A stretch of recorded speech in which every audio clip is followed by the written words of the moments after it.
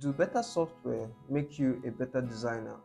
We all know the answer to that, but I have a controversial take on this, and I will quickly say that personally, the answer is yes and no.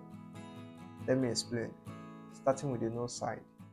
As a designer that has used so many software in designing, like in your phone, laptops, I think that knowing what you want to do before using the software is one of the critical things to become a good designer and to do something that is out of the box. So, on every case, a good designer is someone that can think out of the box and knows what exactly he or she wants to do and then use the software or the tool he or she wants or he or she usually use to execute the idea. And also, the software he or she uses is a tool, and a tool to execute what he or she has in the mind, the ideas, the inspiration that he or she wants to give, the communication that he or she wants to communicate with the target audience and with the people that want to know the brand. So, knowing what to do before actually going to the software, that's what makes you a better designer and makes you to stand out from the crowd. To know a good designer or a better designer or a best designer, any of them, to know any of those three, the person must be good at communicating the message that he or she wants to communicate to the audience just with the use of shape, text, and all other graphic language that is being used in communicating it.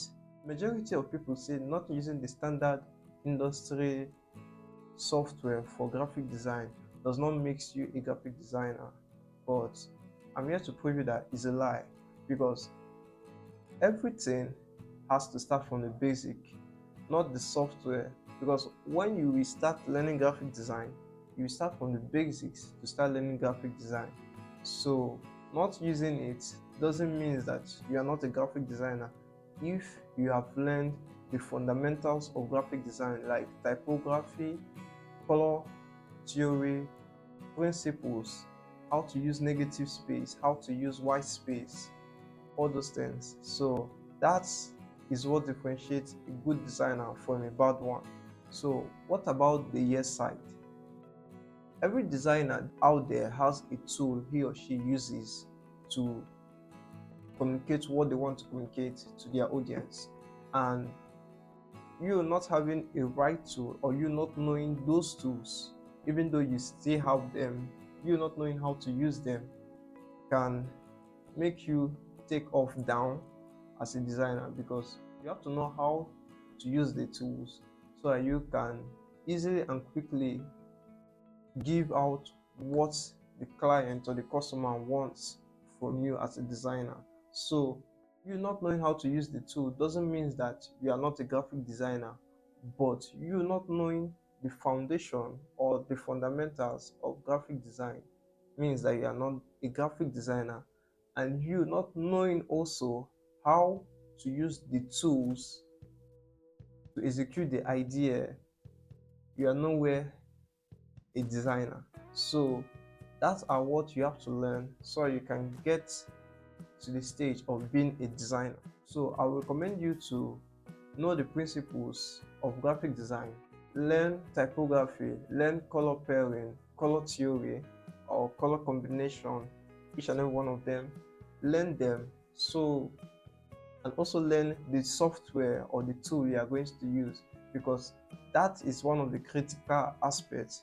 Because you not knowing the tools, how to use the tools to execute your ideas, but know what you want, makes it very bad for a designer.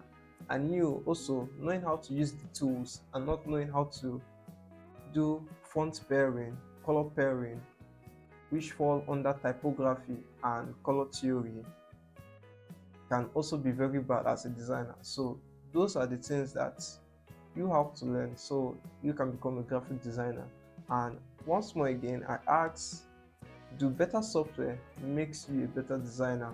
With what I've just said, you can comment in the comment section and I'll be there to check around. So if you're interested in knowing the skills or the assets you can use to learn graphic design, you can click the video right here. Alright, like and subscribe to the channel. I'm Frank and I'll see you in the next one. Shalom.